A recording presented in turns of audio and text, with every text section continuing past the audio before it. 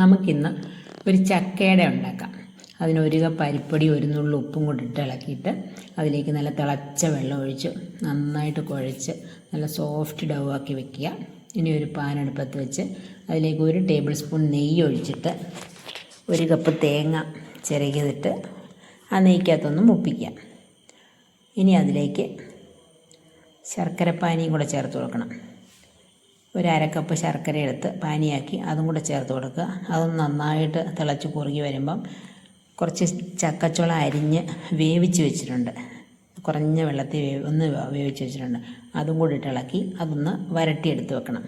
ഇനി ഒരു ഇലയിലേക്ക് നമ്മൾ നേരത്തെ റെഡിയാക്കി വെച്ച മാവൊന്ന് പരത്തിയിട്ട് അതിൻ്റെ നടുക്കോട്ട് ഈ ഫില്ലിങ് വെച്ച് ചക്കയും ശർക്കരയും തേങ്ങയും കൂടെ ചേർന്ന് ആ ഫില്ലിങ് വെച്ച് മടക്കിയെടുക്കുക. പിന്നത് ആവി വരുന്ന ഒരു അപ്പച്ചെമ്പിൻ്റെ മുകളിൽ വെച്ച് അടച്ചു വെച്ച് ഒരു 10 മിനിറ്റ് വേവിക്കുക. നല്ല സോഫ്റ്റായിട്ടുള്ള നല്ല ടേസ്റ്റി ആയിട്ടുള്ള ചക്കയുടെയാണ്.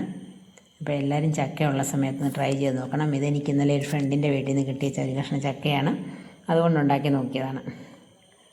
അപ്പോൾ എല്ലാവരും ഇനിയും ചക്ക കിട്ടുമ്പോൾ ഒന്ന് ഉണ്ടാക്കി നോക്കണം. നല്ല ടേസ്റ്റാണ്. നമ്മുടെ നാടൻ പലഹാരം ചക്കയട. Thanks for watching.